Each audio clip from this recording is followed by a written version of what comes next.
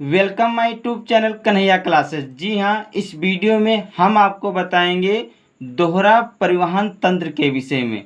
जी हाँ, इस वीडियो में हम आपको पहले चित्र के माध्यम से समझाएंगे, उसके बाद हम आपको लिखकर भी बताएंगे कि आप परीक्षा में जाकर कैसे लिखेंगे। ये जो क्वेश्चन है परीक्षा में लगभग हर वर्ष पूछा जाता है, इसलिए सभी बच्चे दोहरा परिवहन तंत्र ये क्वेश्चन जरूर तैयार करके परीक्षा में जाएंगे। तो सबसे पहले हेडिंग डालेंगे दोहरा परिवहन तंत्र।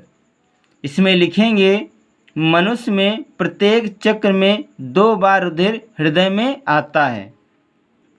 यानी कि मनुष्य में प्रत्येक चक्र यानी कि जितने भी चक्कर लगते हैं हर चक्र में 2 बार रुधिर हृदय में आता है, इसलिए इसे दोहरा परिवहन तंत्र कहते हैं। मनुष्य में रुधिर परिवहन 2 प्रकार का होता है। नंबर 1 पल्मोनरी परिवहन, नंबर 2 सिस्टेमिक परिवहन। अब हम आपको पल्मोनरी परिवहन और सिस्टेमिक परिवहन के विषय में हम आपको पहले चित्र के माध्यम से समझाएंगे, इसके बाद हम आपको बताएंगे कि आप परीक्षा में जाकर कैसे लिखेंगे। ये हमने दोहरा परिवहन तंत्र का चित्र बनाया है। अब हम इसी चित्र के माध्यम से आपको पल्मोनरी परिवहन के विषय में और सिस्टेमिक परिवहन के विषय में हम आपको समझाएंगे।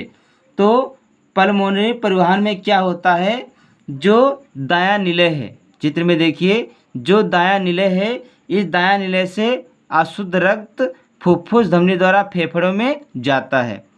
ठीक, जो पल्मोनरी परिवहन इसमें क्या लिखेंगे, जो दायां निलय है, जो दायां निलय है इसमें से जो अशुद्ध रक्त है वो फुफ्फुस धमनी द्वारा फेफड़े में जाता है। फेफड़े क्या करते हैं, इस रक्त में ऑक्सीजन गैस को मिला देते हैं, जिससे रक्त क्या हो जाता है, शुद्ध हो जाता है। इसके बाद शुद्ध रक्त जो है फुफ्फुस शिरा द्वारा बायां लिंग में आता है। कहाँ आता है, बायां लिंग में आता है। बस आपको इतना ही पल्मोनरी परिवहन में लिखना है। फिर से ध्यान से देखिए, यहाँ पर हमने जो चित्र बनाया है बहुत ही आसान चित्र बनाया है। आपको बहुत ही आसानी से दोहरा परिवहन तंत्र के विषय में समझ में आ जाएगा। तो सबसे पहले हमने आपको बताया है कि मनुष्य में रुधिर परिवहन 2 प्रकार का होता है। एक होता है पल्मोनरी परिवहन, एक होता है सिस्टेमिक परिवहन। तो सबसे पहले पल्मोनरी परिवहन में देखते हैं जो दायां निलय है, इस दायां निलय से जो अशुद्ध रक्त है वो फुफ्फुस धमनी द्वारा फेफड़ों में जाता है। फेफड़े क्या करते हैं, रक्त में ऑक्सीजन गैस को मिला देते हैं, जिससे ब्लड जो है वो शुद्ध हो जाता है। फिर ये फुफ्फुस शिरा द्वारा बायां लिंग में आ जाता है। इसके बाद दूसरा प्रकार है सिस्टेमिक परिवहन। जो शुद्ध रक्त होता है वो बायां निलय से शुद्ध रक्त जो है महाधमनी द्वारा होते हुए शरीर के सभी भागों में पहुंच जाता है। जब महाधमनी द्वारा जो ब्लड है शरीर के सभी भागों में पहुंच जाता है, इसके बाद जब ब्लड शरीर के सभी भागों में पहुंच जाता है, इसके बाद जब ब्लड फिर से अशुद्ध हो जाता है, फिर क्या होता है, वो महाशिरा द्वारा फिर से कहाँ पर आ जाता है, दायां अलिंद में। कहाँ आता है, दायां अलिंद में। दायां अलिंद के बाद ब्लड आ जाता है दायां निलय में। फिर दायां निलय द्वारा जाता है फुफ्फुस धमनी से होते हुए फेफड़े में। फेफड़े क्या करते हैं, फिर ब्लड में ऑक्सीजन गैस को मिला देते हैं और ब्लड शुद्ध हो जाता है। इसके बाद क्या होता है, जब ब्लड शुद्ध हो जाता है फिर फुफ्फुस शिरा द्वारा बायां अलिंद में आता है। फिर बायां अलिंद के बाद बायां निलय में आता है। बायां निलय के बाद महाधमनी द्वारा होता हुआ शरीर के सभी भागों में पहुंच जाता है। तो ध्यान से चित्र में देखिए, इसमें हृदय में जो रुधिर है 2 बार आया है। एक बार देखिए, जो जब अशुद्ध रक्त महाशिरा द्वारा सबसे पहले दायां अलिंद में आता है, फिर दायां अलिंद के बाद दायां निलय में आ जाता है। जब ब्लड अशुद्ध हो जाता है तब फुफ्फुस धमनी द्वारा फेफड़ों में जाता है। फेफड़े उसमें ऑक्सीजन गैस को मिला देते हैं, ब्लड शुद्ध हो जाता है और फुफ्फुस शिरा द्वारा फिर से बायां अलिंद में आता है। इस प्रकार आप चित्र में देखिए कि प्रत्येक चक्र में जो रुधिर है हृदय में 2 बार आता है, हृदय में 2 बार आता है, इसलिए इसे दोहरा परिवहन तंत्र कहते हैं। जो दोहरा परिवहन तंत्र होता है ये 2 प्रकार का होता है। एक होता है पल्मोनरी परिवहन और दूसरा होता है सिस्टमिक परिवहन। पल्मोनरी परिवहन में लिखते हैं कि जब दायां निलय से अशुद्ध रक्त फुफ्फुस धमनी द्वारा फेफड़े में जाता है, फेफड़े उसमें ऑक्सीजन गैस को मिला देते हैं, ब्लड शुद्ध हो जाता है, फिर फुफ्फुस शिरा द्वारा बायां अलिंद में आ जाता है। इतना आपको लिखना है पल्मोनरी परिवहन में। इसके बाद सिस्टमिक परिवहन में लिखेंगे बायां निलय से। बायां निलय में जब शुद्ध रक्त जो होता है महाधमनी द्वारा शरीर के सभी भागों में पहुंच जाता है। इसके बाद जब ब्लड फिर से अशुद्ध हो जाता है तब महाशिरा द्वारा दायां अलिंद में आता है। इतना आपको लिखना है सिस्टमिक परिवहन में।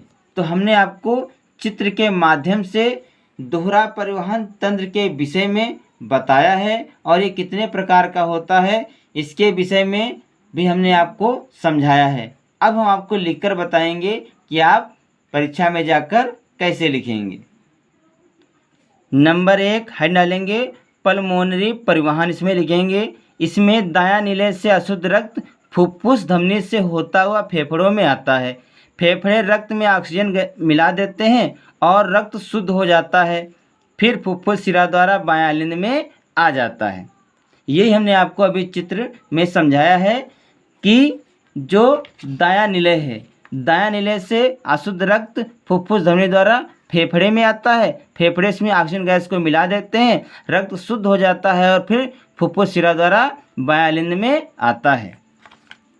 इसके नीचे हमने लिखा है कि दायां निलय, यानी कि दायां निलय में जब ब्लड आता है इसके बाद ये अशुद्ध रक्त होता है। जो अशुद्ध रक्त होता है ये फुफ्फुस धमनी द्वारा फेफड़े में आता है। फेफड़े क्या करते हैं, इसमें ऑक्सीजन गैस को मिला देते हैं और रक्त शुद्ध हो जाता है, फिर जो रक्त फुफ्फुस शिरा द्वारा बायां अलिंद में आ जाता है। अब इसके बाद अगली हेड डालेंगे सिस्टमिक परिवहन। इसमें लिखेंगे इसमें बायां निलय से शुद्ध रक्त महाधमनी द्वारा शरीर के सभी भागों में पहुंचा दिया जाता है, फिर जब रक्त अशुद्ध हो जाता है तब महाशिरा द्वारा होता हुआ दायां अलिंद में आ जाता है। यही हमने अभी आपको चित्र में बताया है। चित्र में फिर से देखिए, जो बायां निलय है इसमें शुद्ध रक्त होता है, ये महाधमनी द्वारा शरीर के सही भागों में पहुंचा दिया जाता है। इसके बाद जब रुधिर फिर से अशुद्ध हो जाता है फिर महाशिरा द्वारा दायां अलिंद में आता है। इतना ही आपको लिखना है। तो इसमें लिखेंगे बायां निलय, यानी कि जो बायां निलय होता है इसमें शुद्ध रक्त होता है। ये जो शुद्ध रक्त होता है ये महाधमनी द्वारा शरीर के सभी भागों में पहुंचा दिया जाता है। इसके बाद जो ब्लड होता है फिर से अशुद्ध हो जाता है, फिर इसे दायां अलिंद में पहुंचा दिया जाता है। फिर क्या होता है, दायां अलिंद के बाद फिर दायां निलय में जाता है, फिर फुफ्फुस धमनी द्वारा फेफड़े में फिर से जाता है, फेफड़े इसमें ऑक्सीजन गैस को मिला देते हैं, फिर जो ब्लड होता है शुद्ध हो जाता है, फिर फुफ्फुस शिरा द्वारा बायां अलिंद में आता है, बायां अलिंद के बाद बायां निलय में आता है, फिर ये बायां निलय के बाद महाअलिंद द्वारा फिर से शरीर में आता है और शरीर के सही भागों में से फिर से पहुंचा दिया जाता है। ये प्रक्रिया लगातार चलती रहती है। तो इस वीडियो में हमने आपको बताया है कि दोहरा परिवहन तंत्र किसे कहते हैं। बहुत ही आसान शब्दों में हमने आपको लिखकर बताया है कि दोहरा परिवहन तंत्र किसे कहते हैं, ये कितने प्रकार का होता है, और इसके विषय में हमने आपको चित्र के माध्यम से समझाया है। आशा करता हूँ कि मेरा वीडियो आपको अच्छा लगेगा। अगर हमारा वीडियो आपको अच्छा लगे तो इसे लाइक, शेयर और सब्सक्राइब जरूर करें। मिलते हैं अगले वीडियो में, तब तक के लिए जय हिंद, जय भारत।